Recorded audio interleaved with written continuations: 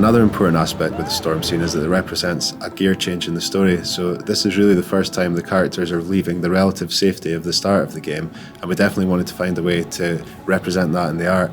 So what we have here is we have a shift from the lighting style at the start of the game, which is very much a found lighting style. It's all lit by the sunlight and bounce light. There's no artificial light sources at all.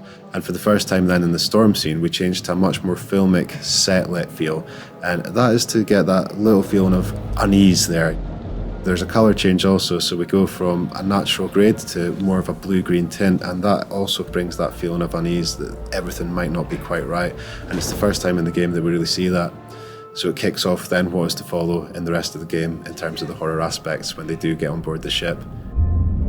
As well as that, there's a really important change of camera in terms of when the storm starts. So we go from a more composed, steady camera to a really handheld feel.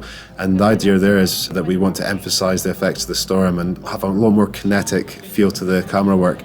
Also, the feeling there is that you want the audience present in the scene, so having a handheld, it gives this feeling that there's almost an unseen participant following around the characters filming this stuff. So for example, we try things like every time there's movement or a character is dragged or pushed off, the camera goes with them and follows them, just to get the impression that you're right there with them and you're taking part in the storm as well. So that was quite an important beat.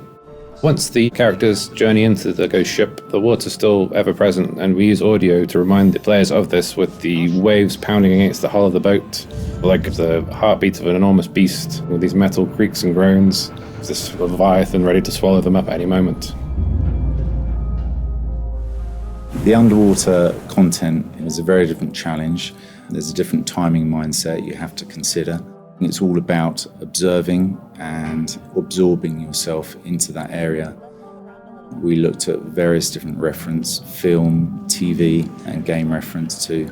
Luckily, 2 of us on the team scuba dived before, which was good.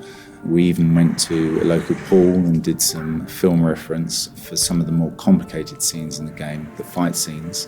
We found in a lot of the reference, the divers would do a small paddle movement with their hands to readjust and center themselves.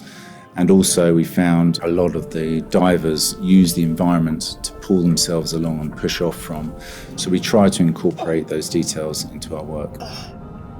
There's something really fun about shooting on stormy conditions, and there's something fun about conveying that. But interestingly, one of the things in conveying that in terms of CG is that you have to do a lot of things you'd maybe get for free if you were actually shooting it. So if you were really out there in a storm holding your camera, you would be getting blown around and you'd be getting rain on the lens or whatever you might get. When you work in CG, everything's automatically clean. So sometimes it's about how you can dirty up the shots and bring back some of those natural elements to convince the viewer that actually that storm is real.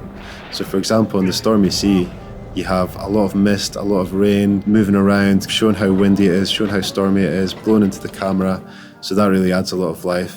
In the underwater scene, we used it for silt, for plankton, for any kind of dirt and noise in the ocean. And without that, it can really seem quite lifeless. So that was a hugely important element.